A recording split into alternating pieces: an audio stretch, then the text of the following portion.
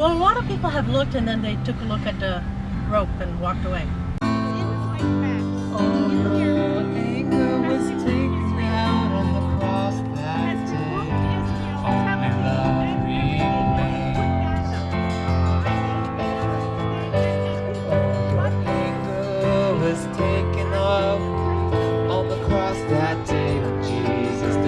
But that has morphed and morphed and morphed, because originally I wanted to hold a free speech event at the occasion of Dura Muhammad Day, which falls on May 20th, and I wanted to have it and draw any political figure or any religious figure.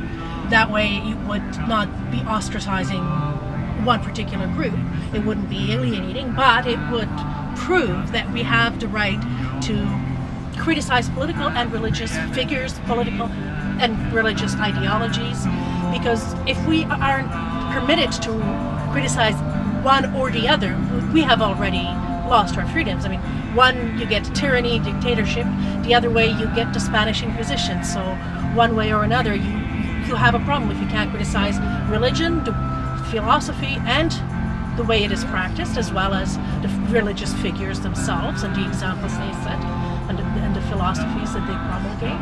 Then it will become a religious tyranny, just like a secular tyranny can happen if you can't criticize politicians and their ideologies. I've tried to step it back every time, make it a little less provocative, a little less controversial. I was also asked to do it after the tourist season, so I wouldn't endanger bystanders by my provocative display.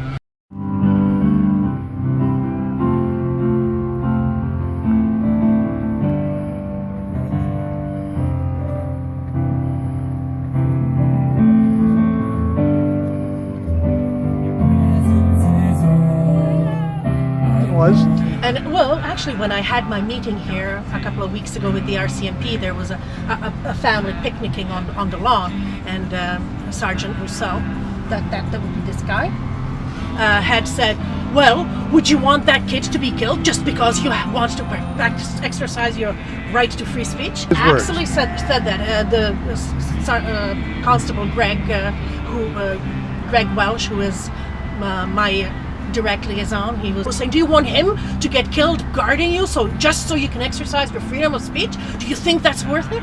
And I was like, "Well, what do you mean? Either we have freedom of speech and we have the ability to exercise it without being made to feel like we are causing murder of people, or we don't."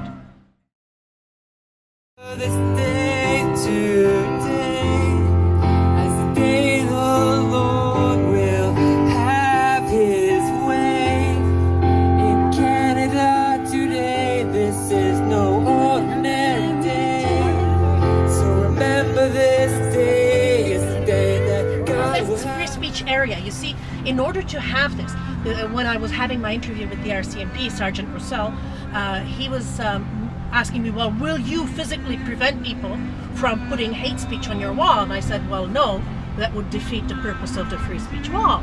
And he says, "Well, then you're going to cause them to go to jail for writing something that's forbidden." So in order to do this, to avert that, I said, "I promise that I will put all the restrictions on the board so that people are perfectly informed and are aware of what is forbidden and what they could be charged with a crime for going across." And actually, I was surprised he used the freedom of speech, yes, but there is a line in the sand. Now, I don't know if you are a history buff, but the line in the sand, that's a threat of military force if somebody crosses that line. That says if you cross that line, the height of our military power will be used against you. So obviously, I wanted to ensure that anybody who is brave enough to come and exercise their freedom of speech will know what they will be militarily attacked for breaking. And that's why I put everything in there. And at the beginning of my display, as Constable Greg Welsh came and okayed it. He looked it over and he says, "This is great, this is what we wanted." Okay, criminal, it's not kangaroo courts, this would go into real criminal court. Everyone who advocates or promotes genocide is guilty of an indictable offense and liable to imprisonment for a term not exceeding 5 years.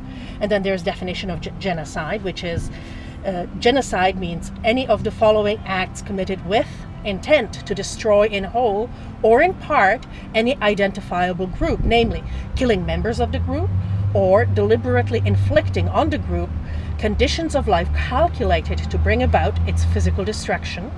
But the thing here is, it says that you have to put it on with the intent for it to be carried out. So if you put it on with the intent to exercise freedom of speech, that should be legal. And yet I was told by the RCMP that if anybody puts it on strictly with the intent of exercising free speech, they would indeed be arrested and charged criminally. Only time there is an exemption, and that is if in good faith the person expressed or attempted to establish by an argument an opinion on a religious subject or an opinion based on a belief in a religious text. That means that if there is genocide which is promoted by a religious text, then that is an exemption from inciting to genocide. If there is a religious text that promotes genocide and people express their opinion and truly mean it to kill an identifiable group, but it is backed up by a religious text, then that is perfectly legal. So it is perfectly legal in Canada to promote genocide if it is based on a religious text. Thank you. But it is not permitted to express it for the purpose of expressing freedom of speech. I would like to say freely that we are already muzzled, and we are muzzled not by any group, we are muzzled through the bureaucracy and by the government itself. We are afraid to speak. We are afraid to say because we have all these things. Nobody knows who's going to interpret it how, because over the past while our courts have been very inconstant in how they interpret a lot of these rulings. So it's a catch-all. If you don't like somebody, you accuse them of this, and even if they end up being acquitted, the process is the punishment. And to even get this little thing going, I mean, it was months of work to get through the bureaucracy. It's quite unbelievable. And of course, all political events are supposed to take in the central walk, but my little free speech wall was deemed to be too provocative for that, and so they put me here on a lawn in a roped off area. So a lot of people walk by, see the rope, and walk away because they think they're not allowed to come here.